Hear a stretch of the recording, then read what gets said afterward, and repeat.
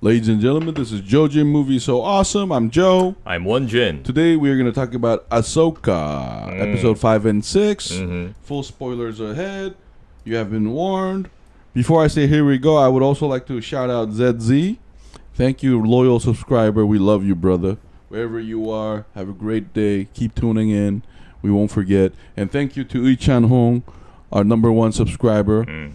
Thank you so much. You were our first subscriber. We won't forget. Our OG subscriber. Yeah. Thank you so much. We love you. And here we go. Yo, I want to say, we keep coming back to this theme, Jin, but I love Thrawn's reveal. And I love the fact that we just love it when they're so menacing without any magic bullshit, right? Oh, and one of our guesses was right, too. Episode 5 and 6 had some magic shit. Like those great mothers, like they were like that Three Witches theme we love. Yeah. And this is what I'm always fascinated about Star Wars. You know, even the movie. I think you said it. Star Wars is not just a movie now. It's like a mythology. And when I saw those three great mothers, instantly I thought of those like the witches we know of, these classic works. Yeah. And also from like older mythologies and the oracles and stuff. Even like I also reminded myself of those three sisters in the Disney animation Hercules. Yeah. You know, they predict the future. Yeah. They're like the Furies from Greek mythology. Yeah. The three-woman theme is very common. And I think Dave Filoni is just very good at, you know, updating these old tales that is long as time. Yeah. Told across different cultures. And this is a show. This is a universe about like spaceships. And again, here's the thing. I think we mentioned it last time, but this show got to thank Prometheus. Oh yes. Yeah. We gotta mention that. I love the fact that the shots and everything, like you said, like you wished, it maintains that epic feel. Yeah. And because this show, as short as it is a journey. They're journeying to a place unknown, and that's the theme of Prometheus. Yeah, about finding about gods, and as we were, and we got another right. Baylan Skoll is here for his own agenda, and it's because there's some kind of power here. Yeah, that is not explained, and we guessed that because not that we're superior or anything. It's just that the show hinted at that. There was something going on about going to this place. Oh, and one little detail I love was the wolves howling. Yeah. Oh. Yeah, I love that. I love how this world is presented. It's this horror show. Yeah. I mean, Baylan Skoll used the children's story thing, and that's exactly right. So, like, for the remaining episodes 7 and 8, I think we're going to get to, because Baylan Skoll is in a mission to acquire some power, I hope we see a mixture of magic and science. I fucking love that concept because here, I think you'll agree, like, advanced science is basically magic. That's why we don't feel any like anomaly when we see the Great Mothers.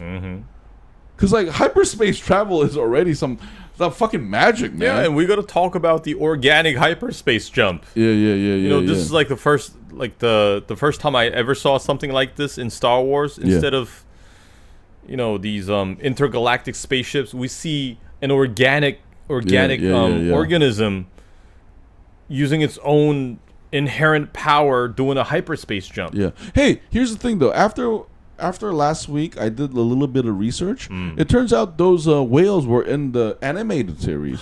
Oh, okay. So those, like the fans of the show, I think they probably knew this was coming. Yeah. The fans of Rebels and Clone Wars. The hardcore fans of Star Wars might look at us like idiots, but you know, we have a lot of puzzle pieces missing. Yeah, we didn't know. Yeah, we have no idea. We're only familiar with the TV series currently, and also the movies. Yeah. So I haven't seen the Rebels or what's it called, Bad Batch. Yeah. And Clone Wars, all those animations and everything. I heard they're really good. Yeah. And they fill in a lot of the gap that we're missing. Hey, if you guys want us to watch it and do a review, we will. Because we like animated series. We don't judge animated series.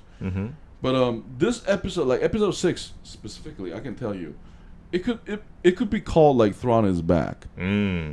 Like, and hey, see, this is why presentation is important. Like, you remember that like weird Inquisitor dude with the red lightsaber? Oh, the spinning lightsaber from Obi-Wan. Yeah. Now we get another dude that's a trooper, but with the face of a fucking Egyptian mask. You know what? I really like that. I'm like, why haven't they done that with other stormtroopers? Because like the moment you have that face engraved into the helmet, it gives you that feeling that this one is probably like in Roman terms, like a centurion or something. He's in charge of all these soldiers. Yeah. And I even love his name. His name is Enoch, like fucking from the Bible. And his voice is weird too. It was like a robot. Yeah. I'm guessing maybe he's a droid. Oh, you think so? Yeah, maybe. I just felt like he was like a different race or something. Because like, don't you think about it, like, every clone is actually human. So like his voice was weird, and he says this, "Die well." That was also an interesting farewell. Yeah. It was like they're expecting her to die. And I love that the stormtroopers are zealots as fuck, because don't they chant Thrawn, Thrawn, Thrawn? Yeah. Like, listen, hear me out, Wonjin.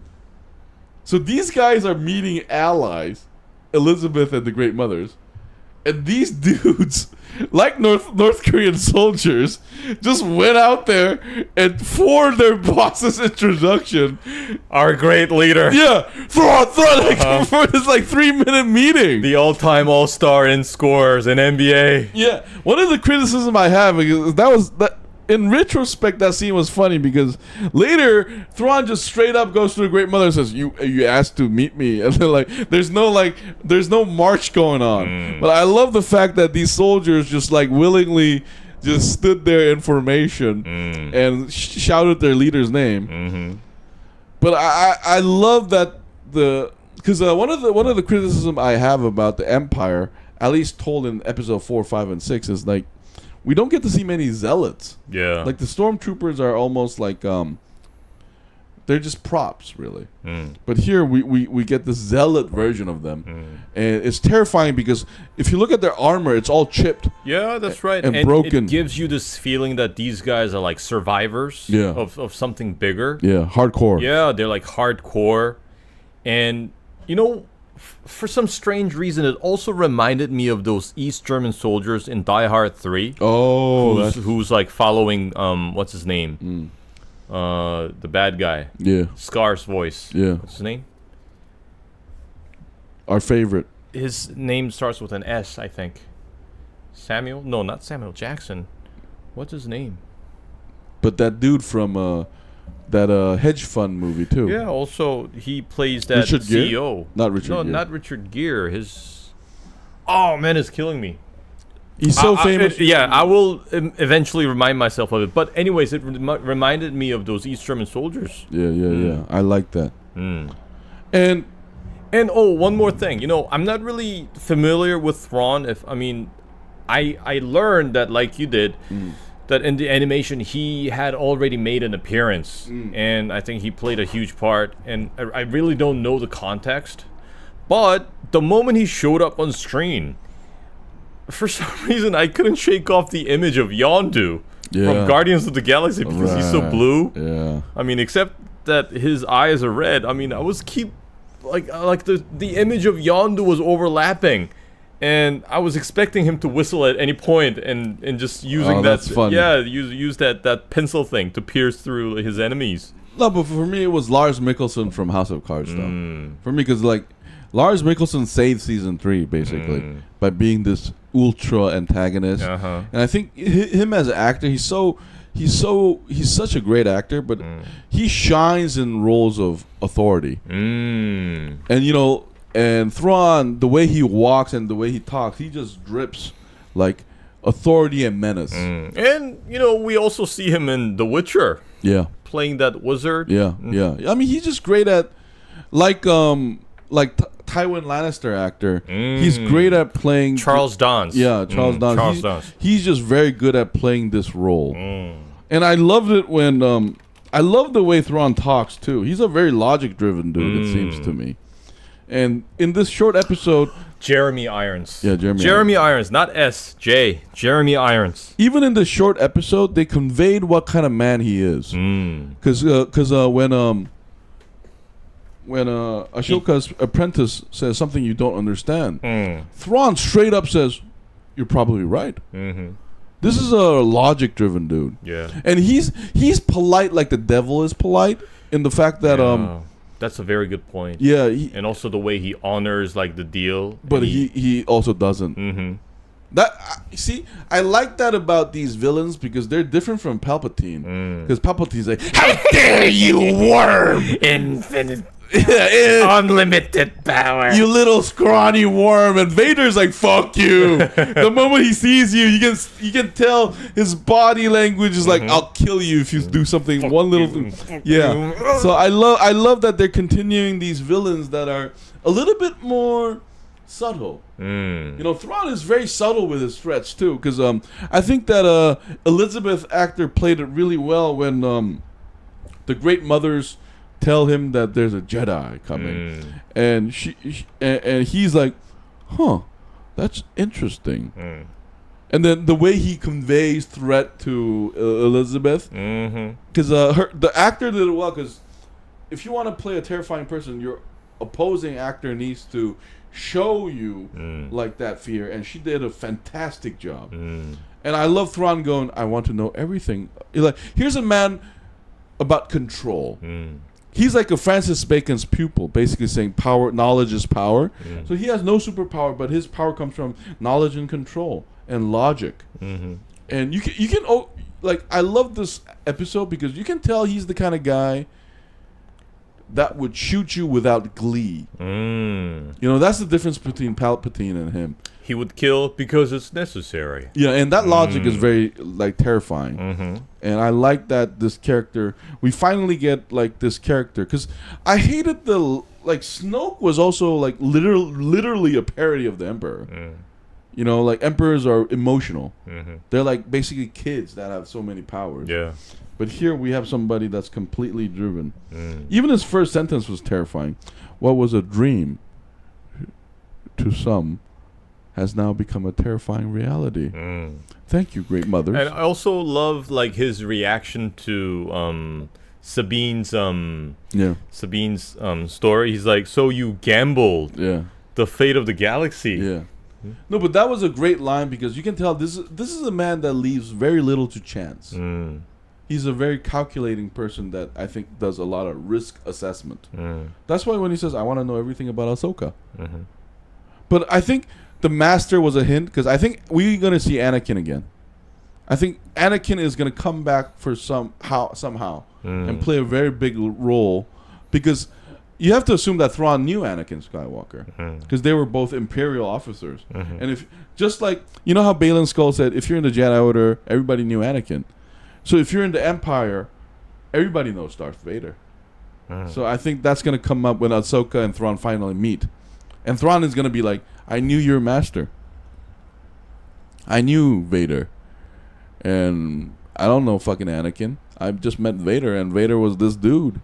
And then I think that's a huge theme of Ahsoka and Thrawn's conflict. I think Anakin will be at the center of it. I mean, we already saw his appearance in that World of Force, I think it was. So I think it would also make sense for him to come back in a way that he maybe like gives Ahsoka advice, or maybe in times of trouble he will like show up in this ghost form, like in many like dramatic moments. Like, "You have to get up, blah blah blah blah blah." That's what we saw in the last the sequel of the movie, like telling Rey to get up, like all the powers of the Force are within you, and blah blah blah. No, but like here's the thing though. I do think Baylan Skoll and Ahsoka is going to fight again, and this time Ahsoka is going to win. The way to Thrawn. Hey, thank you for the chat, Zedzi. Thank you, brother. And I think that's also hinted with the so-called last training of Shin. Anakin inside that Force, because I think he was trying to teach her that you go hard or you go home. Basically. That's interesting. And Ahsoka, like, I think he was thinking that she was not vicious enough That's interesting. And I also love the fact we also have to mention episode 5 where we see that full fight between Anakin and Ahsoka in that dreamland of Force. Like the moment, I don't know, it's kind of unfair. Like every time Vader and Anakin shows up, they get like extra juice for the effect. You know, like when there's that storm, the clone troopers, the laser shot and the flash.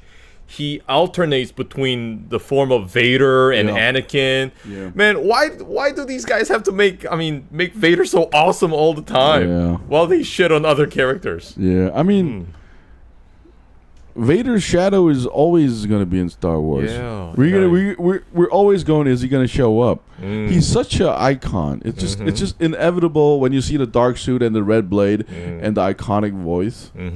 So that's why I do think there's going to be a scene of Thrawn or Baylan or both. They're going to mention Darth Vader, because like if you and here's the thing too. I do. Hey, somebody we didn't talk about is that Edgar dude.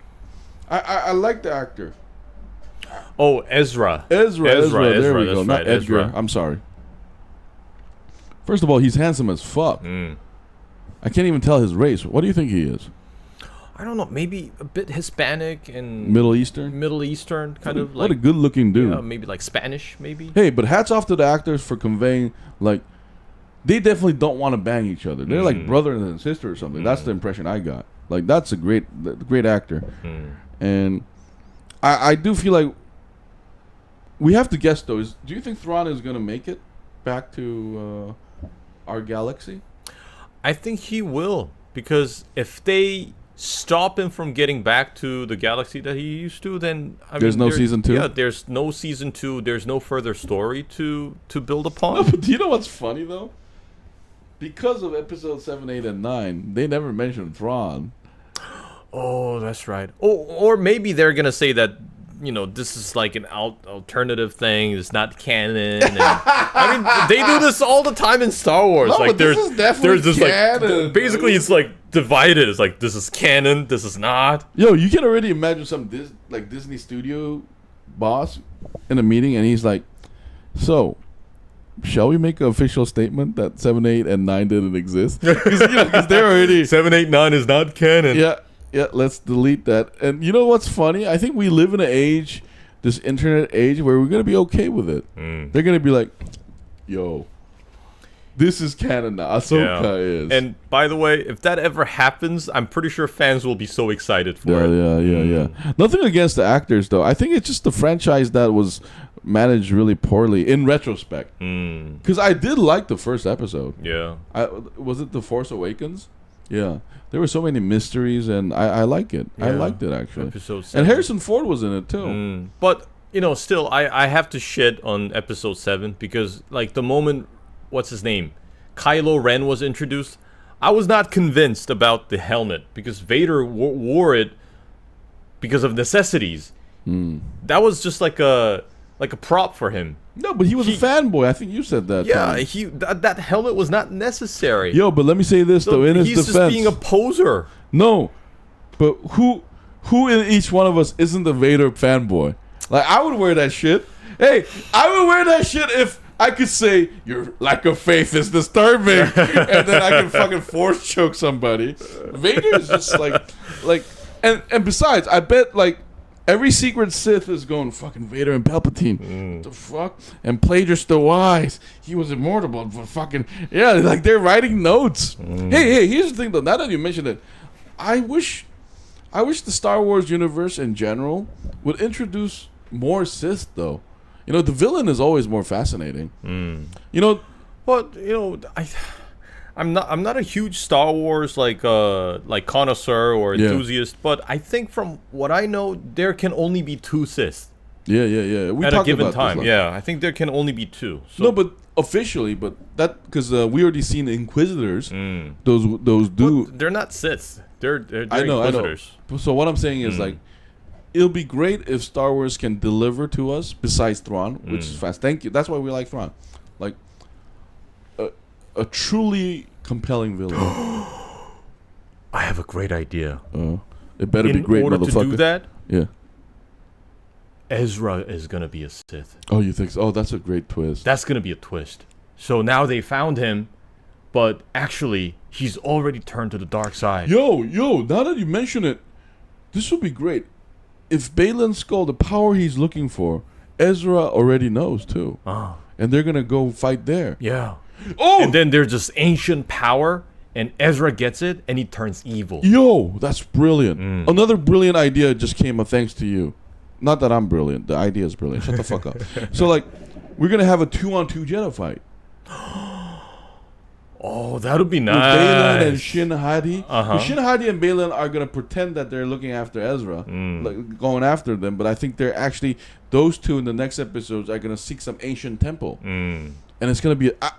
I bet we're going to see a statue of, not a Jedi, but some dude with a lightsaber. Yeah. Because their religion is like old. really, really ancient one. Yeah. We already saw those statues as they were landing, Yeah. which also gave me a lot of Prometheus vibes, Yeah, which I really, really liked. We love. Yeah. Oh, another great idea. Ezra's going to die. He's going to get killed saving Mandalorian. And she's going to go open up her force power and, like, kill Baylan. I actually want the opposite to happen. I want Sabine to die and Ezra betraying her, and then he becomes the evil. No, I have a better idea. I want Shin Hati to join the good guys. That actor is great. Okay. Yeah, I think she might join the Ahsoka's faction. Like once Baylan dies. Okay. Because one of the hints of this episode was Baylan saying, "I train you to become something more." So I this is my theory. I think she is going to become some kind of Sith and Jedi hybrid. Like, not exactly which them. I think could be hinted by the color of the lightsabers, like you said last time. Yeah, the because orange it's kind one. of orange. Yeah, because if you think about it, Sith and Jedi is so binary. It's like yin and yang. Really? That's not how really warriors... I think, like, Baylan Skoll just has this... He has this... We talked about this, like, Stannis Baratheon quality. Oh, you know, when he was standing there, like outside with the armor and everything, that was such like a medieval knight vibe. Yeah, definitely. With his physique. And I like how Thrawn likes him. I thought she was useful. And she's like, "Really? You must be General Baylan Skoll." And he's like, "Indeed.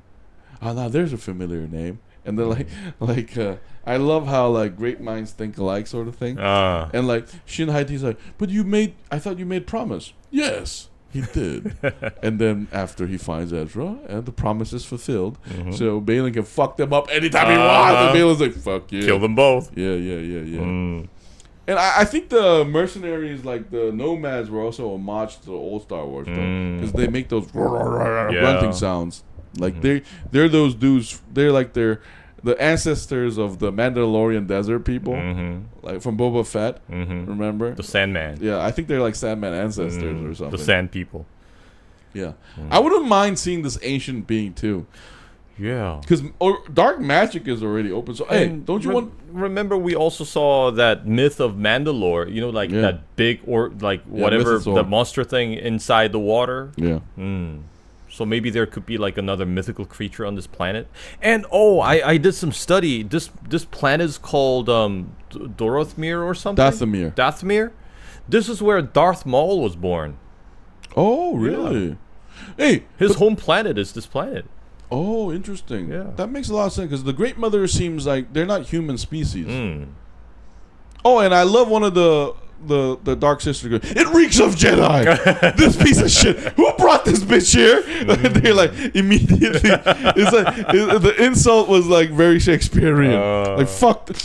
Hey, did someone bring a Jedi here, bitch? Like it's like smelling shit. And then I like the soundtrack too. And they're like, "It reeks of Jedi. What the fuck is this?" It did make me wonder like what they would say in front of a Sith though. Sith smells so good. This evil. So delightful. Yeah. Sith cocaine. I was like, that shit was funny and unintentionally funny. I laughed out loud. And hey, but that does bring up the question of like, I do wonder like what the dark magic is though. Like, by the way, this is magic with a K. Yeah. That was fun. Yeah, I saw that from the subtitles. That was interesting. I think because they already gave us hints. they can like telecommunicate across galaxies, right? So I think it's gonna be some kind of like manipulation on Ahsoka. So don't you think it's like the Anakin dream is like fake? Well, it could be, but but judging from the fact that actually helped Ahsoka to mature, I don't think it is. Yeah. And I think it's like what we call the Force, what we call the Dark Force, the Dark Side Force, and this magic. I think they're kind of similar in its attributes. In essence. Yeah, it's like an essence. Things, but the Force and dark magic all use that same quality. Yeah, that's what I'm guessing. Yo, and something I'm gonna add to this. I bet my bottom dollar that before Episode 8, we're gonna see Huyang with the General Grievous thing. With the lightsabers. Yeah, I think he's gonna do it. I think he's gonna say something like, "Sabine Wren, watch and learn," and then does the Spider-Man forearm thing. That'll be awesome. Yeah, because we already saw the droid with the hand-to-hand combat. Exactly. I mean, a droid that trains Jedis. Just imagine the capabilities. That'll be amazing. Yeah. I do wonder if the Great Mothers are gonna fight too, though. That'd be hilarious. They're like flying around doing the unlimited power, that thing. Yeah. No, but I think they're gonna do something with those balls. Because whatever that thing was. I like that they use the balls to tie up Sabine. But I wonder how they're gonna use it in fighting. I think they're gonna do this choreograph thing. There's 3 of them together with hands out, and the balls are gonna do some lightsaber shit. Or I want to see them like 3 of them converging. Oh yeah. And becoming a greater force. Yeah. I do feel like there was a head mother though. Like the mother in the middle, she's the boss. And it reeks of Jedi!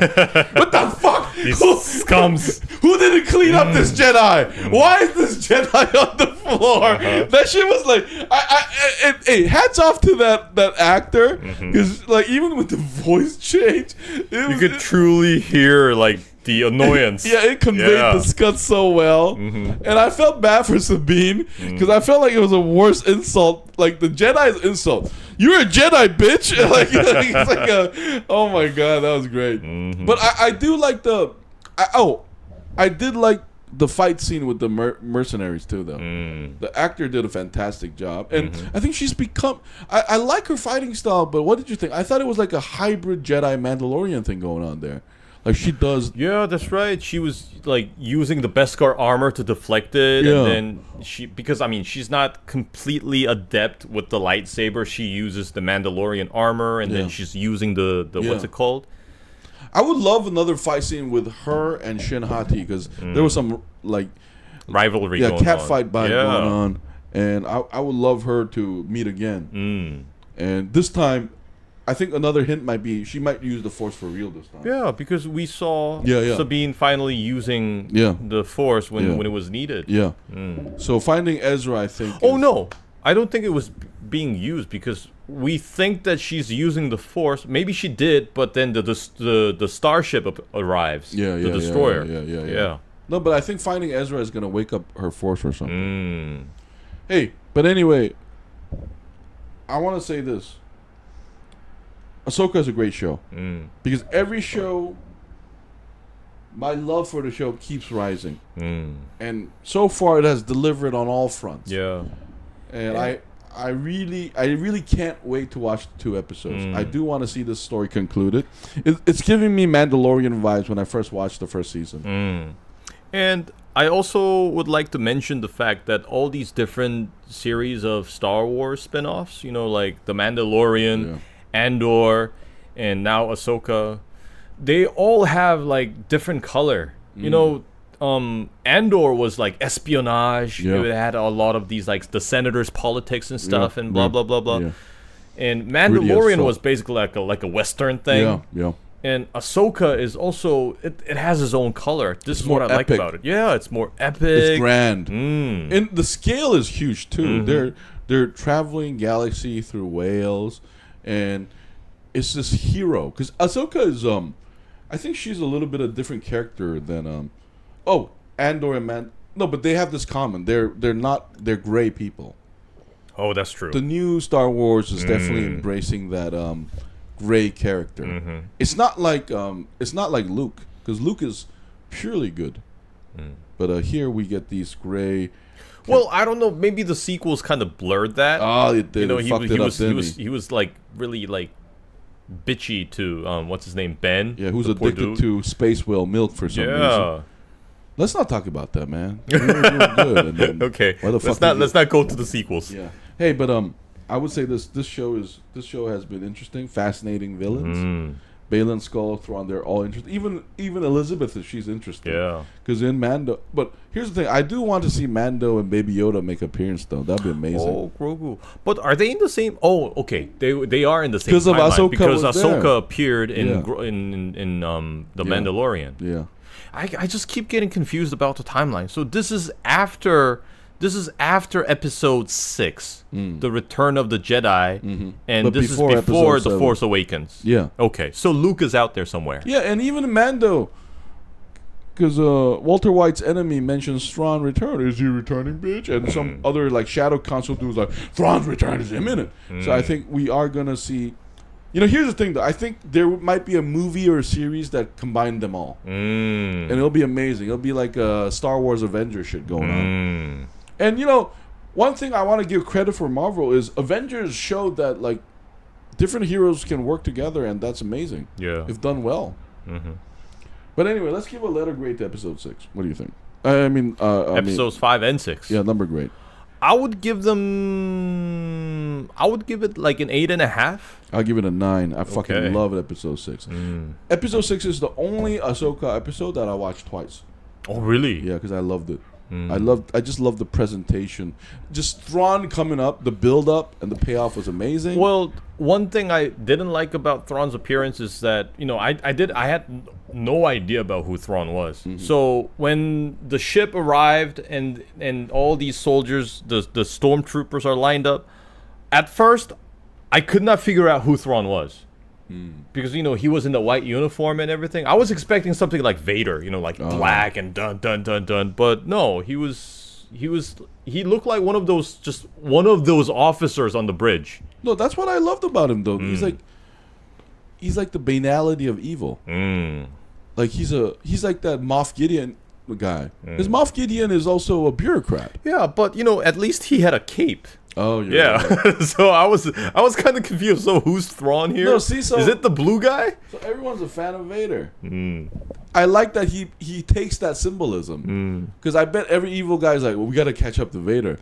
So when they see the cape, like, we got to up the game. No, and every stormtrooper probably, because they're clones, and the new ones, they're not all clones, but every time they see a black cape, they're probably shitting their pants a little. They're like, fuck!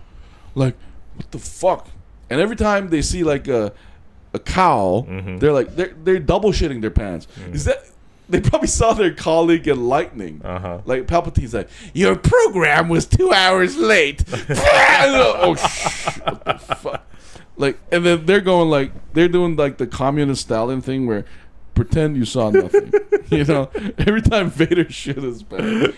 But anyway, I give it a 9, and I loved it. And hey guys, I think we're gonna come back to this when the whole season is over because they're 2 episodes late. But I think Wonjin and I can agree, and I hope you, if you have not watched Ahsoka, and please watch it. It's worth it.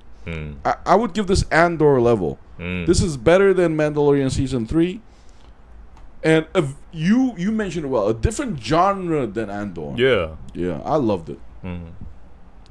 But anyway, I think that will be it for this week, guys. We did 3 podcasts, and we're very hungry. So wherever you are, please grab that drink, grab that food, and enjoy your Saturday. Thank you so much for staying with us. Again, I want to shout out to ZZ and Uichan Hong. Thank you so much for being with us. This has been JoeJinMovieSoAwesome, guys. Have a great week. I was Joe. I was Wonjin. We'll see you guys next week. Bye. Bye.